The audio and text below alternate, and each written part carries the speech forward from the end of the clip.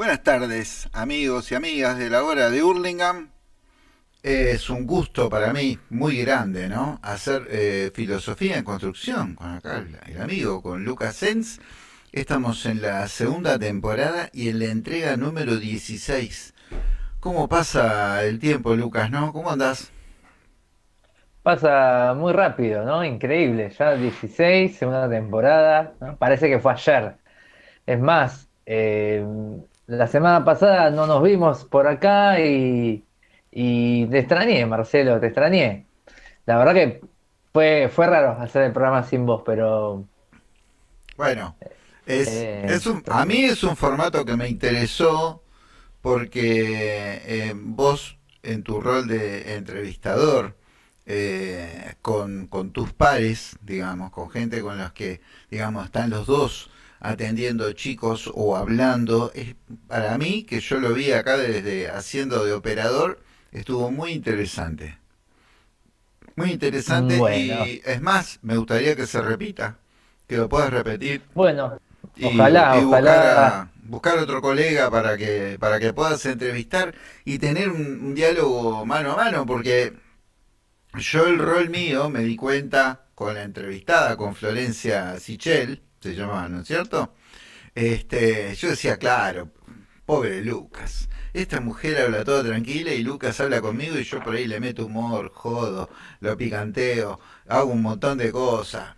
Y bueno, eh, como tenemos 25 minutos o 30 minutos, contale a la gente, esta pobre gente que nos mira, de qué se va a tratar lo que vamos a hablar del día de hoy. ¿Que va a ser un tema así, pum, para arriba? ¿Cómo es? Un pum para arriba, muy arriba el tema. Vamos a hablar del pesimismo, justamente, ¿no? Está bien. Un tema que yo creo que a la gente le va a alegrar mucho. Claro, ¿No? Un día como hoy, que se parecía que llovía y no llovió. Yo creo que es un tema pum para arriba, pero ¿por qué? ¿No? Porque el pesimismo tiene mala fama, vamos a claro. decirlo. Yo Yo vengo a defender. te digo una chanza y ya te dejo seguir largo. Yo me imaginaba en una reunión de producción del programa de Marcelo Tinelli. Entonces yo soy el jefe de producción y le digo, a ver Lucas, ¿qué tema tenés para hablar? Pues necesitamos calentar la pantalla y que la gente se anime. El pesimismo. Y yo lo miro como productor y le digo, ¿vos no te tenías que ir ya? ¿No tenías que retirarte de la producción? Dale, arranquemos con el pesimismo porque es algo que también en el fondo trae su humor escondido. Exactamente, me gusta la afirmación de lo trágico. Mm, Pero es verdad lo que decís vos, ¿no? Si uno lo pensaría en términos de rating, ¿no? Y estaría haciendo un programa pensando en la audiencia, no tomaría el pesimismo. ¿Por qué? Porque no. la gente buscaría algo que alegre, que aliente, que camine, ¿no? Se van Que corriendo. levante.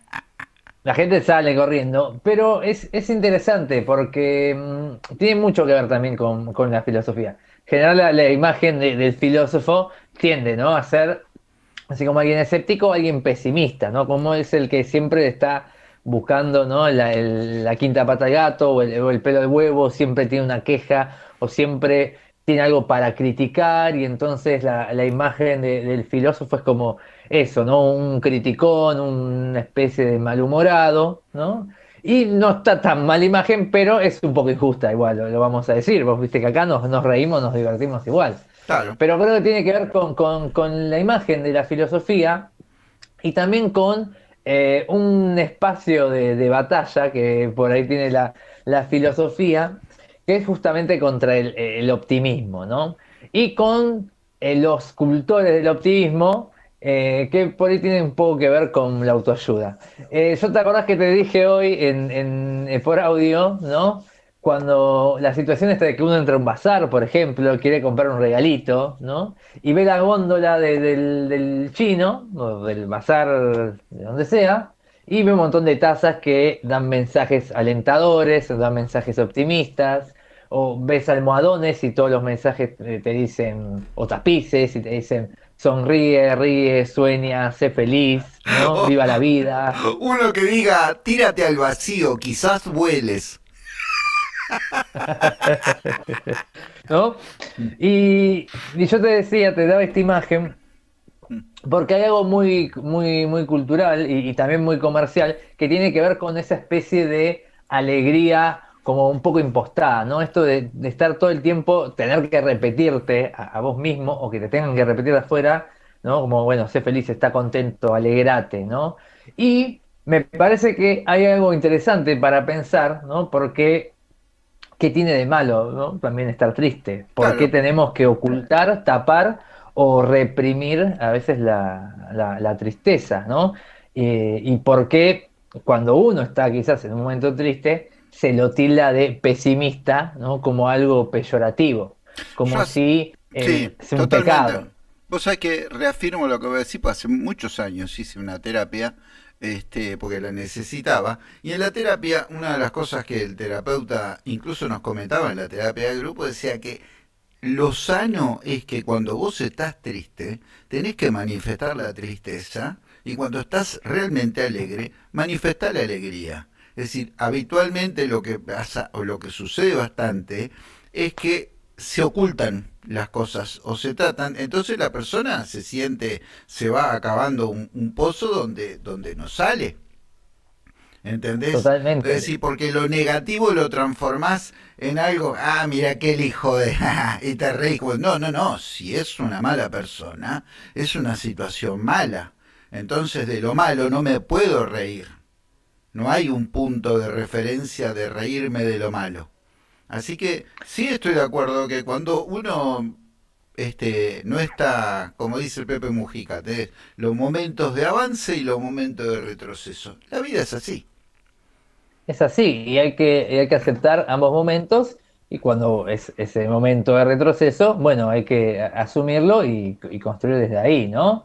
Entonces me parece que el pesimismo tiene cierta mala fama, por un lado, y por otro lado la filosofía en sí tiene mucho que ver con escarbar, ¿no? En esos lugares donde muchas veces duele, ¿no? O donde se genera la angustia, porque la filosofía genera mucha angustia, porque nos presenta las preguntas, nos presenta los problemas, y los problemas pues, no se resuelven, duelen, molestan, pican, ¿no? Estorban, ¿no? Y nos sacan de la comodidad.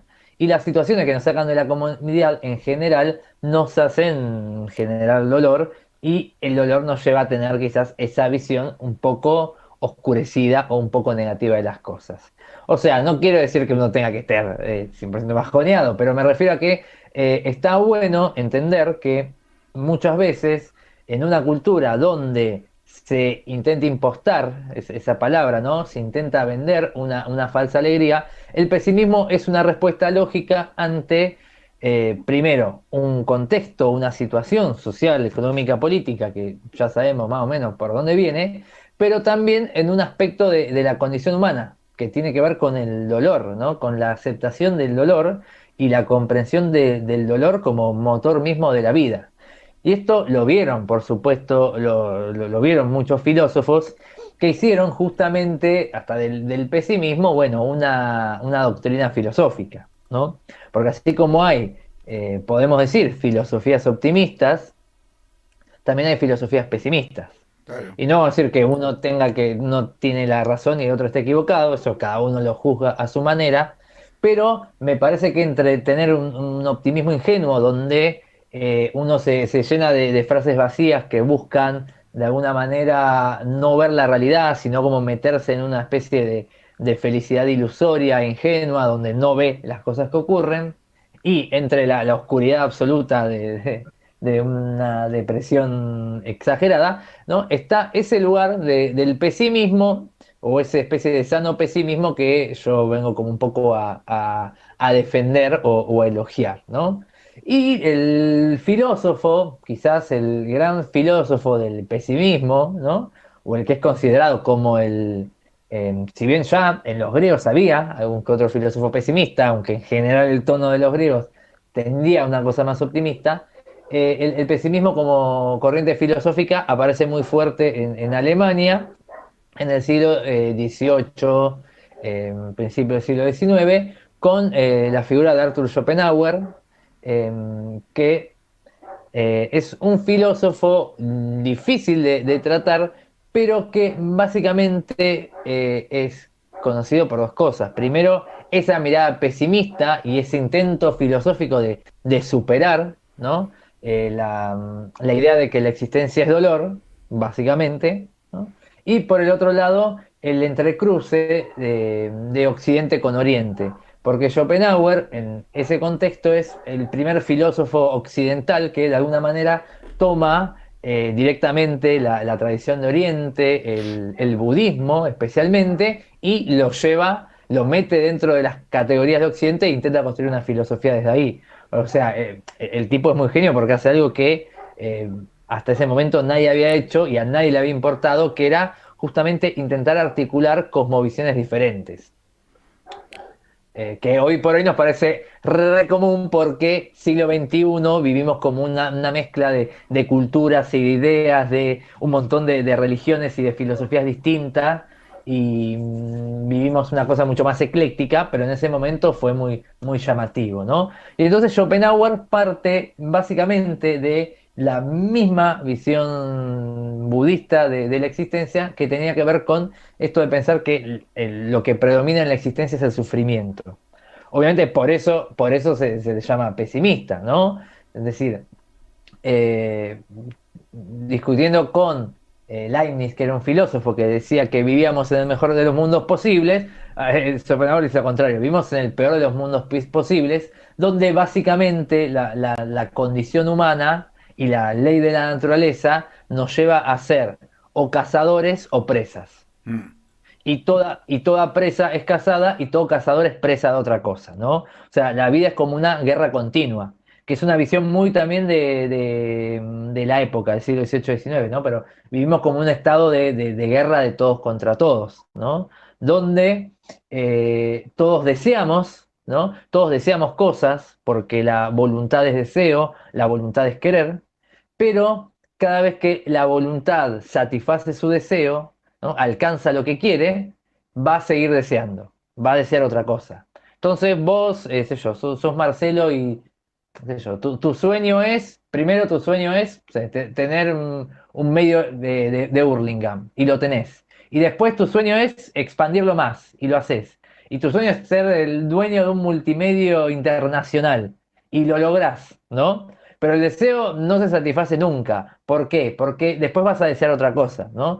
Y dice Schopenhauer, cada vez que uno satisface ese deseo, viene el hastío, que es como el aburrimiento, y entonces otra vez la necesidad de desear, ¿no? Entonces, en esa condición humana, la de la búsqueda permanente del deseo, es la que genera sufrimiento. Esto, te decía, lo toma del budismo, pero es un análisis de la conducta humana, ¿no? Y también está metido ahí, hermanado, enganchado, como si fuera esos peces que nadan alrededor de la boca del tiburón, ¿viste? La inmediatez.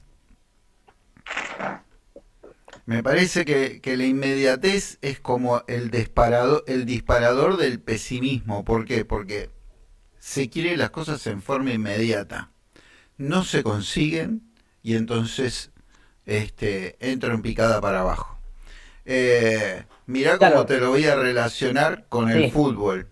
Le hicieron una entrevista a Bielsa, no sé si leíste algo de eso, al director técnico, y entonces él dijo que se sentía muy contento por Messi, viste que él es un tipo muy de razonar todas las cosas. ¿Sí? ¿Por qué? Dice, porque lo que le pasó a él, dice, fue contracultural. Dice, la sociedad argentina siempre como está metida en la inmediatez, como no ganaba nada, le dijeron, dice, lo criticaron y le dijeron de todo. Él ganó las cosas a su tiempo. Dice, y yo me siento muy feliz por él porque lo consiguió y lo consiguió en el tiempo que él lo tenía que conseguir. No estaba obligado a esa cultura que tenemos nosotros de lo inmediato. Entonces yo pensaba mientras vos hablabas, digo, claro, quizás lo inmediato como es lo que inmediatamente tenemos, ¿no? O lo que inmediatamente nos pasa, si no pasa, entonces la persona se empieza a sentir mal.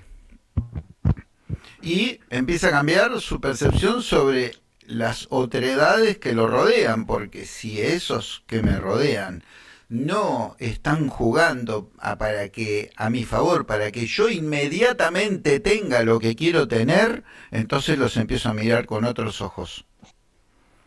Y pasa a nivel personal, familiar, político, ni hablar, institucional y demás. Eh, y después hay sinónimos. Yo, mientras vos hablabas, yo decía, del otro lado de la orilla, yo digo el vamos arriba fácil. El vamos arriba porque vamos arriba, sin justificación. Yo hablaba el otro día con mi hermano, le digo, es pariente de la cultura del aguante acá.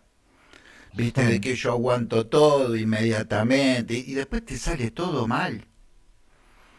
Viste, no funciona así.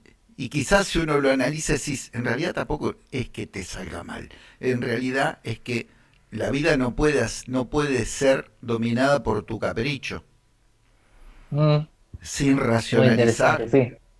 ¿Viste? Habría que verlo, pero creo que el tema de la inmediatez, como estamos viviendo en este mundo de consumo donde no hay nada que pueda convencer al ser humano sobre el tema de que inmediatamente hay que bajar el nivel de consumo, inmediatamente sí hay que cambiar la percepción que se tiene sobre uno mismo y que se tiene sobre los demás. Sí, eso quería aportar. Espero que Está muy haya bueno. Yo aportado y servido inmediatamente. Está muy bueno. Lo que decís, a ver, es muy cierto. Imagínate que nosotros viéndolo desde la mirada de hoy, donde la inmediatez de alguna manera nos domina y hay esto que se genera que es una muy baja tolerancia a la espera o a la frustración o al dolor mismo, porque queremos el placer de la manera más inmediata y el éxito y que todo se resuelva rápido, ¿no?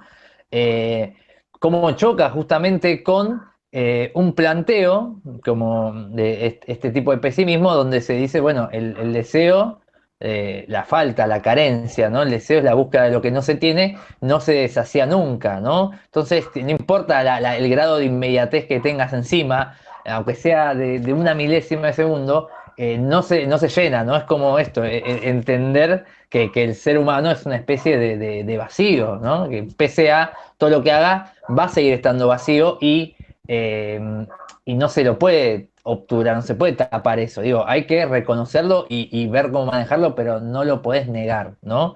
Y eso está bueno, estaba pensando en lo que me decías al principio, bueno, como hablabas de Bielsa y la cuestión de la inmediatez, ¿no? Que yo lo pensaba, o siempre lo pienso en relación a estas figuras, puede ser deportiva a ver, de cualquier sector de la sociedad, pero que de alguna manera, para los ojos de la sociedad, llegan a lo más alto, tienen el máximo logro, son los campeones del mundo y del universo, y son los ídolos de masas, y tienen todo, todo, todo servido supuestamente, pero esa persona no se siente así, no se siente llena, no se siente plena. Al revés, ¿no? Siente ese hastío y esa necesidad de seguir consiguiendo cosas y de buscar llenar ese vacío, porque justamente como seres humanos no reconocemos, ¿no? Eso te diría Schopenhauer, ¿no? No reconocemos justamente nuestro ser metafísico, que es esto, ¿no? Somos una voluntad dominados por un querer irracional, ¿no? Que por más de que lo racionalicemos de la forma más sofisticada posible, somos ese deseo que quiere satisfacerse y que nunca se termina de satisfacer. Y no reconocer eso es querer taparlo de un millón de maneras diferentes, con todos los objetos de consumo, con todo el éxito, con todo, querer dominar el mundo para llenar eso, y eso no se llena. Digo, hay que vivirlo, transitarlo de otra manera, pero querer objetualizarlo, consumirlo, no es un camino real.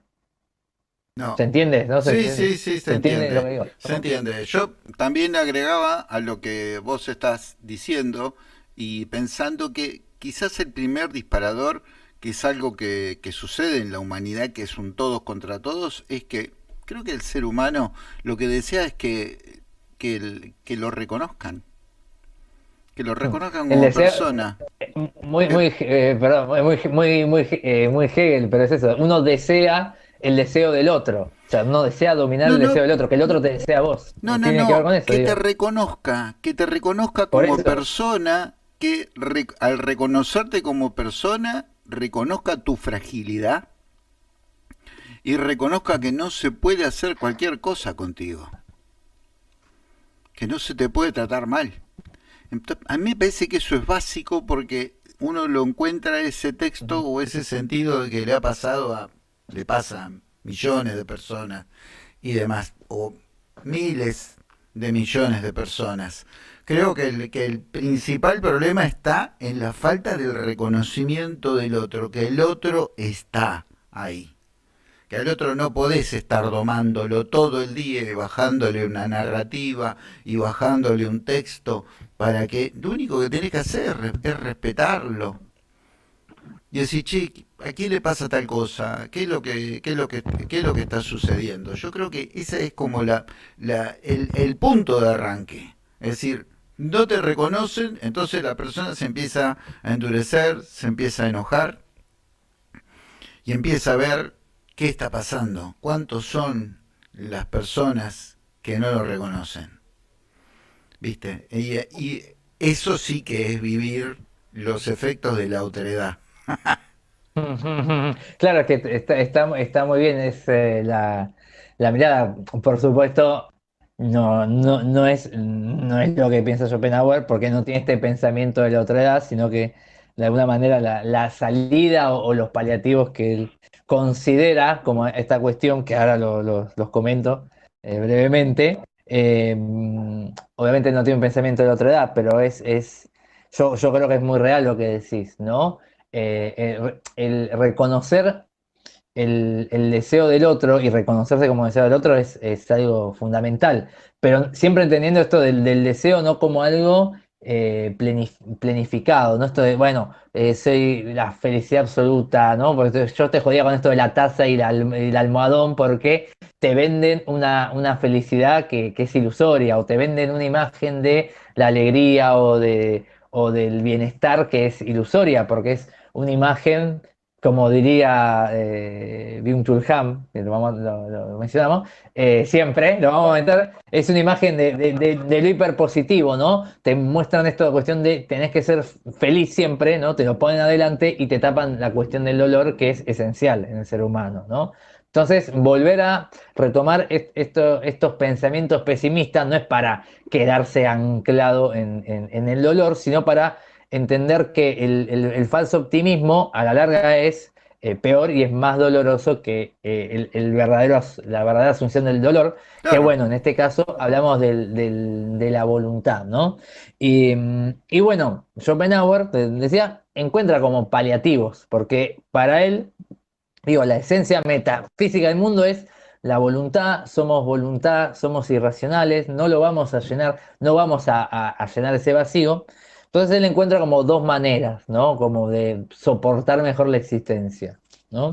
Una que tiene que ver con una mirada que es muy, muy romántica, digamos, del romanticismo, que tiene que ver con el arte, ¿no? Y esta idea de que el arte, de alguna manera, nos aleja de lo meramente concreto y nos eleva a experimentar lo ideal, ¿no? Por más de que tenga un soporte material, el arte nos eleva a experimentar otro tipo de existencia, ¿no? A experimentar la voluntad en sí misma, dice él, ¿no? Y entre las artes, bueno, Schopenhauer privilegia sobre todo la música, que es la que de alguna manera tiene menos soporte visual o material, y que genera como esta sensación de elevación y de contemplación estética, ¿no? O sea, esa es una de las maneras. Y la otra está también directamente como tomada de la filosofía budista, y que él la asocia con la meditación y con, bueno, como la doctrina de la no acción, ¿no? Es decir, toma como este camino espiritual, ¿no? Que apunta a no la eliminación del deseo, porque no se puede eliminar, pero sí, si el deseo genera dolor, como dirían las cuatro nobles verdades del budismo, lo que hay que hacer es trabajar sobre el deseo, ¿no? Y, o sea, digo, trabajar sobre el deseo y desear lo mínimo posible. Que a nosotros, siglo XXI, nos parece, es chocante, es raro, nos parece raro, porque estamos acostumbrados a desear, ¿no? Y porque estamos acostumbrados al querer y al consumo. Pero lo que él propone es el camino del ascetismo y la meditación y el, y el- la administración del deseo, punto de transformar la voluntad hacia el no querer, ¿no? Y al no querer en este sentido, ¿no? En el vivir con lo menos posible, ¿no? En el desear lo menos posible, ¿no? Que obviamente es una salida que requiere una práctica, que requiere una disciplina, que requiere, bueno, todo lo que implica el desarrollo quizás de esta parte espiritual. Pero, y que, a ver, viviendo en el ritmo de vida que vivimos vos, yo, o probablemente que nos escuche, es casi impracticable, ¿no? También es como una especie de salida individual en cierta manera, pero bueno, no le vamos a pedir pobre al Señor más de lo que hizo, que escribió y que es un montón, ¿no? Pero bueno, son como los dos paliativos que él encuentra ante la asunción del dolor de la existencia. Y entonces, digo, a modo de cierre, como para terminar con una pregunta o dejar ahí algo dando vueltas, A ¿no? ver qué. Me parece que, no, me parece que está bueno repensar justamente nuestros lugares de alegría o de bienestar o de felicidad para ver qué hay detrás de eso, para tener una mirada de entre líneas, ¿no? No dejarse llevar por las promesas de perfección, las promesas de alegría, ¿no? Las promesas eh, de felicidad en términos idealizados, la felicidad Disney o la felicidad utópica, ¿no? Que se nos vende, ¿no? Sino reencontrarnos con esa especie de vacío existencial y reencontrarnos con el dolor y construir más bien una existencia auténtica. Entonces la pregunta es, bueno, ¿qué tanto quizás, perdón, es una pregunta que yo sé que me suena bajón, pero bueno, ¿qué tanto de mi felicidad es real y es auténtica? Y qué tanto de nuestra felicidad es lo que en realidad la sociedad espera que seamos y, y el mandato de felicidad que nos gobierna. Porque parece que hoy en día alguien que no es feliz, entre comillas, eh, está mal visto. Y en realidad es simplemente una experiencia más de la existencia humana. Es una mirada del mundo como cualquier otra. Es parte de lo que somos. Y está muy bien tener esos momentos de pesimismo, de dolor o de tristeza, porque básicamente la condición humana también es eso. Y reprimirlo, taparlo, negarlo es estar comprándose un problema mayor y vivir, digamos, de forma inauténtica. Muy, Entonces estaría bueno ver eso, pensar en eso. está muy bueno eso, porque yo estaba pensando que en definitiva no tiene nada de triste, porque es un camino hacia la libertad. Es un camino a decir, finalmente yo voy a estar muy contento porque lo esencial, voy a decir, es invisible a los ojos, no iba a decir eso, si iba a quedar como autoayuda berreta. Lo importante es que vos te sientas cómodo con vos mismo, ¿entendés? En un marco de que estás haciendo cosas, como le dicen hoy en día, que está viviendo sanamente. Estar viviendo sanamente implica el reconocimiento de los otros, pero también implica que vos estés lo suficientemente fuerte para que no te afecte cuando te puedas encontrar con alguien que tenga ganas de que vos no estés con una sonrisa. Lo importante siempre es una especie de revolución interna. Y esas preguntas están buenas, mirar para atrás y decir, esto parece que es felicidad. Voy a mirar para atrás a ver qué costo tiene esta felicidad que tengo. Por ejemplo, vamos a poner una cosa muy loca.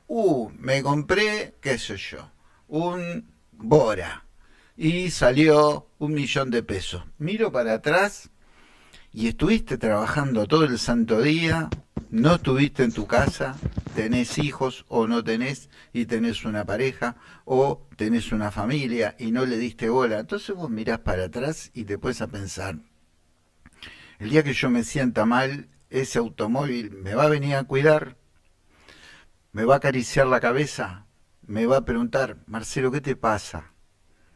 ¿Querés que nos sentemos a charlar? ¿Todo eso haces ese auto? ¿O ese otro bien tan caro que vos estuviste? Entonces mirás para atrás y decís, bueno, vamos a poner las cosas en su lugar. Está bien, lo necesito para trasladarme. La próxima no voy a invertir tanto tiempo en conseguir algo para trasladarme, e invertiré más tiempo en lo que importa.